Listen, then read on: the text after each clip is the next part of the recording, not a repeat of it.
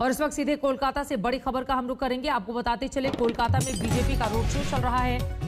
Road show के दौरान BJP नेता कैलाश विजयवर्गीय की गाड़ी पर जूता फेंकने का मामला सामने आया है। ये तस्वीरें आपके सामने है। बीजेपी का ये रोड शो, कैलाश विजयवर्गीय जो कि पश्चिम बंगाल में भारतीय जनता पार्टी के प्रभारी हैं, लगातार बीते कई सालों से वहां पर रहकर बीजेपी को मजबूत करने का काम उनकी ओर से किया जा रहा है। रोड शो शुरू हो गया था, तभी जूता फेंकने का मामला सामने आया है। जैसा कि आप देख पा रहे हैं इन तस्वीरों में, कैलाश विजयवर्गीय पर टीएमसी पर सीधे जूता फेंकने के आरोप बीजेपी के नेताओं की ओर से लगाए गए हैं। टीएमसी कार्यकर्ताओं पर जूता फेंकने का आरोप है।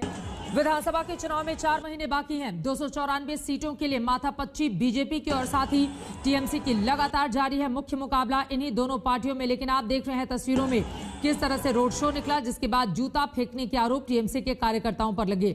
मनोज लोहिवाल मेरी सहयोगी जुड़ चुकी हैं कोलकाता से ज्यादा जानकारी लेकर। टीएमसी पर जूता फेंकने का आरोप लगाया है, तस्वीरें भी हम देख पा रहे हैं, और क्या जानकारी मिल रही है मनोज्ञा?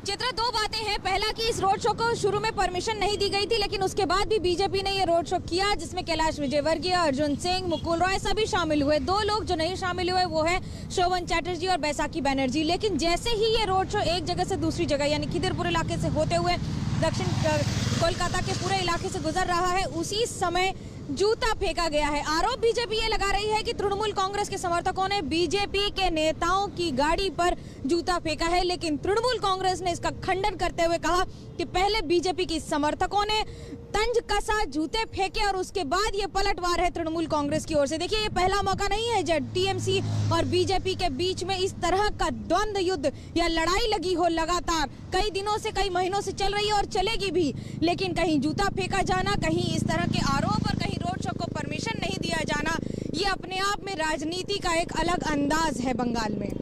ये रोड शो कहां से कहां तक चला? क्योंकि शुरू में कहा जा रहा था कि परमिशन नहीं मिला है, 70 से ज्यादा गाड़ियां हैं, इस वजह से प्रशासन की ओर से परमिशन नहीं दी गई, जिसके बाद बीजेपी ने कहा कि हम दूसरे रास्ते से इस रोड शो को निकालेंगे।